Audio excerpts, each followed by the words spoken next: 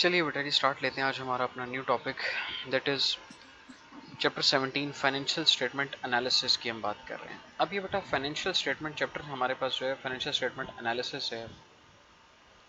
अब ये क्या है, एनालिसिस किसे कहते हैं, नीड ऑफ एनालिसिस क्या है, अब इसके ऊपर बेटा हम लोग ज़रा डिटेल डिस्कस करेंगे। देखिएगा बेटा जी, अब लर्निंग ऑब्जेक्टिव्स हमारा क्या है। सबसे पहला कि explain how financial statements are used to analyse a business. सबसे पहले तो हम ये करेंगे कि फाइनेंशियल स्टेटमेंट्स कैसे इस्तेमाल की जाती हैं बिजनेस को एनालाइज करने के लिए। एनालाइज करने का मतलब होता है तजिया करना, कि बिजनेस का तजिया करने के लिए हम किस तरह से अपनी स्टेटमेंट्स को इस्तेमाल कर सकते हैं। Perform a horizontal financial analysis of financial statement, perform a vertical analysis. ये वर्टिकल एनालिसिस क्या है, हॉरिजॉन्टल एनालिसिस क्या है, अभी आगे आज के हमारे टॉपिक में ये चीज़ें भी साथ साथ शेयर होती चली जाएंगी।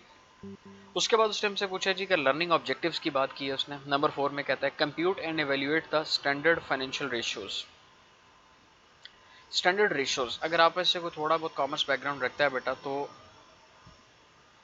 डिफरेंट टाइप की रेशियोज हम लोगों ने कैलकुलेट करनी है इसके अंदर बिजनेस को चेक करने के लिए। और लास्ट में कहता है complete a corporate income statements including earnings पर शेयर। ठीक है जी, अब ये क्या चीज़ है, इसको इंशाल्लाह ताला अब आगे स्टार्ट लेते हैं, डिस्कस करता जाऊंगा। अब जरा ध्यान से देखिए बेटा, स्टार्ट लेते हैं मेन पॉइंट के ऊपर। How are financial statements use to analyse a business. Financial statements किस तरह से यूज की जाती हैं बिजनेस का एनालिसिस करने के लिए।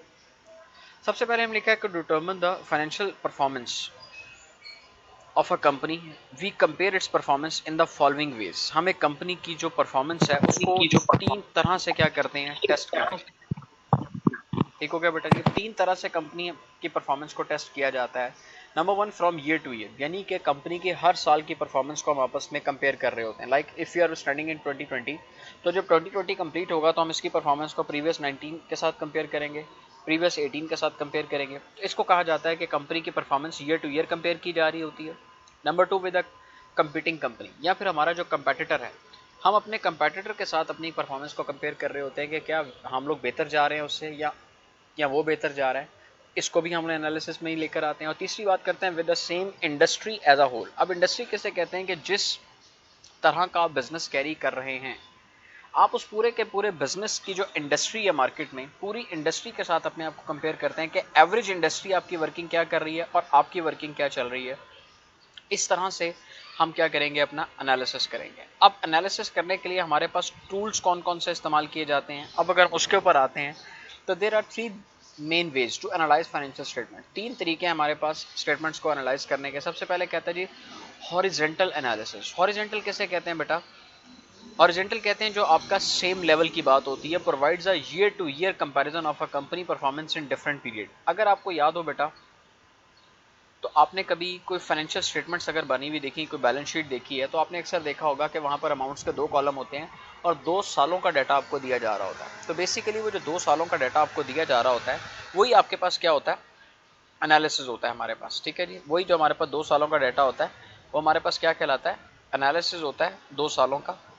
और उसी के ऊपर हमने काम करना होता है, डाटा के ऊपर जो हमें कंपैरेटिव डाटा दिया जा रहा होता है। नंबर 2 में कहता है जी vertical analysis provides a way to compare different companies. अब वर्टिकल एनालिसिस में आपने 2-3 डिफरेंट कंपनीज का आपस में एनालिसिस कंपेयर करना है। और नंबर 3 हमारे पास कहते हैं जी रेशियो एनालिसिस की अगर हम बात कर रहे हैं, तो रेशियो एनालिसिस में हमारे पास क्या चीज़ आ रही है जी, can be use to provide information about a companies performance. और डिफरेंट टाइप की रेशियोज को हमने चेक करके बिजनेस कंपनी की परफॉर्मेंस को हमने क्या करना होता है, चेक करना होता है इस चीज़ का। क्लियर होगी बात बेटा जी। अब हमारे पास क्या क्या चीज़ें रिक्वायर्ड हैं अपनी इस रेशियोज को कंप्लीट करने के लिए। तो नंबर यहाँ पे देखिए बेटा, हमने क्या लिखा है, कॉर्पोरेट फाइनेंशियल रिपोर्ट्स कि जो फाइनेंशियल रिपोर्ट्स हमें चाहिए होती हैं एनालिसिस करने के लिए, उसमें हमें क्या क्या चीज़ें चाहिए बेटा। एनुअल रिपोर्ट्स, एनुअल रिपोर्ट का मतलब है कंपनी की इनकम स्टेटमेंट, कंपनी की बैलेंस शीट, एवरीथिंग इसमें हमारे पास कवर अप होती है, यानी कि कंप्लीट बुक्स ऑफ अकाउंट्स हमें इसमें चाहिए होती हैं। उसके बाद आगे नीचे देखिए तो रिपोर्ट ऑफ इंडिपेंडेंट ऑडिटर, एक इंडिपेंडेंट ऑडिटर जो है उसकी रिपोर्ट चाहिए होती है। फाइनेंशियल स्टेटमेंट्स और नोट्स टू फाइनेंशियल स्टेटमेंट्स। ये नोट्स का मतलब क्या होता है कि कुछ एक्स्ट्रा इन्फॉर्मेशन जो कि हमारी बैलेंस शीट में या इनकम स्टेटमेंट में तो हमें नहीं मिलती, लेकिन एटलीस्ट हमें नोट्स में वो इन्फॉर्मेशन जाके मिल जाती है कि आपने क्या क्या काम कंपनी ने किस किस तरह से किया हुआ है। ये हमारे पास मेन वर्किंग होती है इस चीज़ को लेकर। अब आइए ज़रा देखिए, स्टार्ट लेते हैं कि बेटा how do we use horizontal analysis to analyse a business. अब वो कहते हैं जी many decision being on whether the number are increasing or decreasing, sales may have increased but considered in isolation this fact is not very helpful. Horizontal analysis, अब असल चीज़ हमारी इसके ऊपर आती है बेटा कि horizontal analysis is the study of the percentage changes in comparative financial statements. Percentage changes में हमने लेकर आना है कि कितने परसेंट चेंज हमारे पास आता है, ठीक है जी। लाइक मैं कहता हूँ जी, अगर हमारे पास सेल्स है पिछले साल की थी, चलें इसको मैं थोड़ा सा आगे और इस तरह से लेकर आता हूँ, एक एग्जांपल के साथ देखिए फिर आपको ज़्यादा बेहतर समझ आता है कि assume Smart Touch Learning has net sales हमें कितने की बताई गई 858,000 in 2018 and 803,000 in 2017। Prepare the horizontal analysis की बात कर रहा है कि अब 2017 में हमें 8,03,000 रुपये की हमारे पास सेल है और 2018 में आकर 8,58,000 रुपये की, यानी कि ऑलमोस्ट 55,000 रुपये 55,000 की सेल्स हमारे पास क्या हो गई, इंक्रीज हुई है। तो स्टेप 1 में देखिए हमने क्या किया कि compute the dollar amount change, अब चेंज वैल्यू निकाली यानी कि 55। अब हमने इसकी परसेंटेज निकालनी है, तो divide the dollar amount of change by the base period. Base period वो होता है बेटा जो पुराना ईयर हमें दिया जाए, यानी कि 2 साल होते हैं ना 17 और 18, तो 17 और 18 में जो बेस पीरियड है लाइक 17 है, जो सबसे ओल्डेस्ट ईयर होता है वो हमारा बेस ईयर होता है, उसको आपने उसको डिवाइड करना है, यानी कि जो चेंज अमाउंट आपके पास आई 55,000 की, उसको डिवाइड करना है बेस ईयर की सेल्स मल्टीप्लाई बाय 100, तो इसका मतलब फिर इंक्रीज हमारे पास कितने का आया, 6.8% का इंक्रीज आया। This is called horizontal analysis.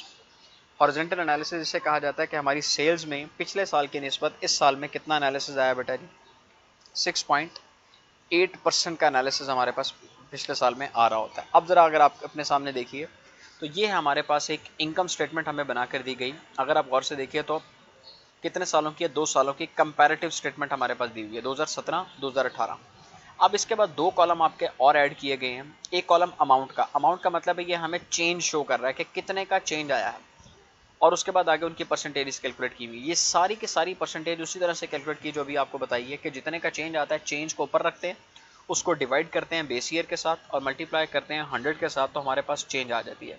Start हमने किया सेल्स, फिर cost of goods sold, profit आ गया, फिर उसके बाद expenses and this and that, और कंप्लीट इनकम तक, फाइनली प्रॉफिट तक अगर आप जाके देखिए तो 26,000 का प्रॉफिट अब इंक्रीज करके कितने का हो गया, 48,000 का। इसका मतलब कितने का चेंज आया इसमें, 22,000 का चेंज है, तो 22,000 का प्लस आया, तो इसका मतलब वी कैन से दिस कि हमारा प्रॉफिट 84.6% के हिसाब से हमारा प्रॉफिट क्या कर गया, इंक्रीज कर गया हमारे पास। क्लियर हो के बाद इसी तरह से अगर हम आगे अपनी बैलेंस शीट पे चलते हैं तो बैलेंस शीट में एसेट साइड आपको नज़र आ रही है और लाइबिलिटीज़ भी नीचे आपके पास अवेलेबल हैं, ठीक है, सॉरी ये सारे एसेट्स हैं।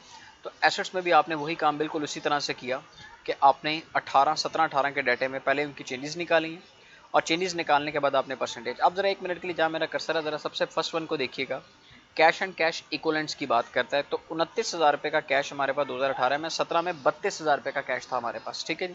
इसका मतलब हमारा कैश 3,000 रुपये से कम हुआ है। तो कम होने को हमने किस में शो किया, ब्रैकेट में शो किया, और उसकी परसेंटेज भी हमने ऐसी निकाली है कि उसको ब्रैकेट में शो कर दिया। ब्रैकेट में शो करने का मतलब है कि दिस इज कॉल्ड कि ये डिक्रीज है, जो प्लस जो विदाउट ब्रैकेट है उसको हम इंक्रीज शो करते हैं, और जो ब्रैकेट में है उसको हम क्या शो कर रहे होते हैं, डिक्रीज शो कर रहे होते हैं अपने पास। क्लियर हो की बात बेटा जी। अब ये हमारे पास लाइबिलिटीज आ गई प्लस इक्विटी आ गई, सेम इसी तरह से हमने उसके ऊपर भी काम किया। तो ये है तरीका बेटा हॉरिजेंटल एनालिसिस करने का। तो बड़े क्लियर वर्ड्स में मैंने आपको बता दिया कि how to do horizontal analysis. Horizontal analysis होता है हमारा ईयर टू ईयर, कि हमने अपने आप को, हर फिगर को अपने पिछले साल की वर्किंग के साथ क्या करना होता है, कंपेयर करना होता है।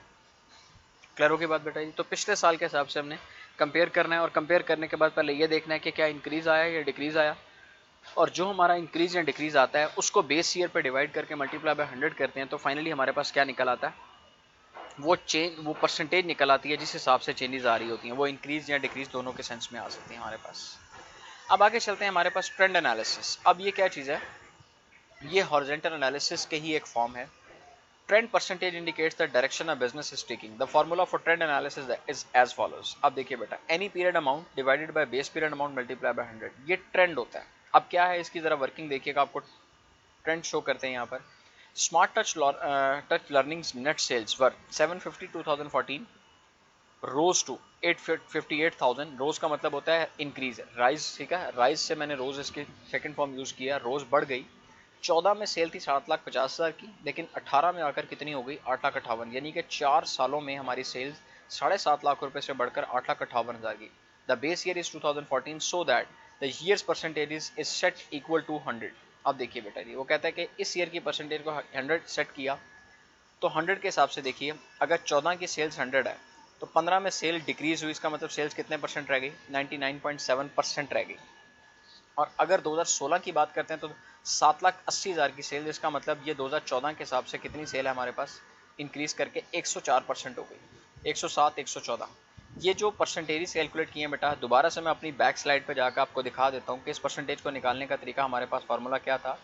एनी पीरियड अमाउंट, किसी भी साल की सेल जिसकी परसेंटेज निकालना चाहते हैं, उस साल की sales divided by base period amount. अब वापस इस स्लाइड पे आ रहा हूँ, तो अगर मैं 2018 का परसेंटेज निकालना चाहता हूँ तो 2018 की सेल, और बेस पीरियड हमारे पास कौन सा था, 2014 का, तो 18 की सेल्स को 14 की सेल्स पे डिवाइड किया, मल्टीप्लाई बाय 100 किया, तो मेरे पास ये ट्रेंड परसेंटेज आ गई जो मैंने इसमें कैलकुलेट किया। क्लियर हो गई बात बेटा जी। तो ये था हमारे पास हॉरिजेंटल एनालिसिस, कंप्लीट तौर पर हमारा इसमें कवर अप हो गया कि how to do horizontal analysis के एक स्टेटमेंट्स आपके सामने होती हैं और उसके ऊपर आप अपना सारा का सारा ये काम कर सकते हैं। इसको हॉरिजेंटल एनालिसिस का नाम दिया जाता है। क्लियर हो गई बात बेटा जी।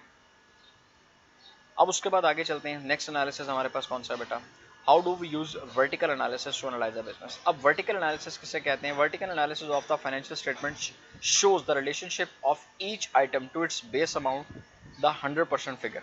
ठीक है जी। अब बेस अमाउंट क्या है बेटा जी, अगर देखिए, बेस जिसको भी हमने बनाना है उसको हमेशा हमने बेस में नीचे, बटे से नीचे रखना है, और जिस चीज़ के साथ उसकी परसेंटेज कैलकुलेट करनी है उसको ऊपर रखना है, मल्टीप्लाई बाय 100 कर देना है। क्लियर हो के बाद जी, अब इसको थोड़ा सा इसकी न्यूमेरिकल परफॉर्मेंस लेते हैं, फिर आपके लिए इजी हो जाएगा। लुक एट दिस बेटा जी, हमने बेस यहाँ पर किसको बनाया है, 100%। देखिए बेस किसको बना रहे हैं, सेल्स को।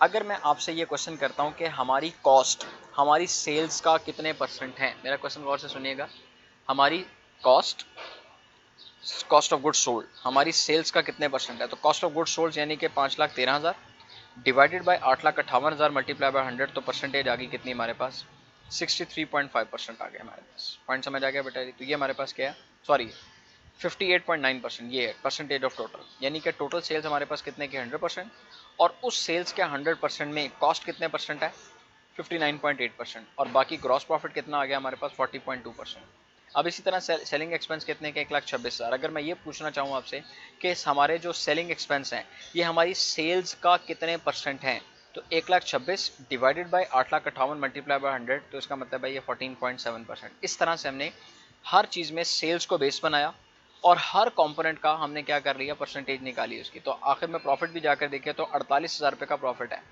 8,58,000 की सेल्स के ऊपर हमारे पास 48,000 का प्रॉफिट आना, इसका मतलब हमारा प्रॉफिट कितने परसेंट है, तो profit divided by sales multiply by 100, ये हमारे पास क्या कहलाता है, एक वर्टिकल एनालिसिस कहलाता है। इसी तरह से हम इसका वर्टिकल एनालिसिस अपनी बैलेंस शीट के ऊपर भी कर सकते हैं, ठीक हो गया जी, और इसी तरह से हम उसके इसके ऊपर कर सकते हैं, अपनी बाकी तमाम लाइबिलिटीज सेक्शन के ऊपर भी कर सकते हैं। क्लियर होगी बात बेटा जी। तो ये था हमारे पास बेटा, this is called vertical analysis. तो होप सो बेटा कि हॉरिजेंटल और वर्टिकल दोनों एनालिसिस आपको कवर अप हो गए। अब आपके साथ क्यूरी सेशन की तरफ आता हूँ कि if you have any problem, any Curie, तो उसको मेरे साथ डिस्कस कीजिएगा बेटा जी। आइए बेटा स्टार्ट लेते हैं, क्यूरी सेशन की तरफ आते हैं।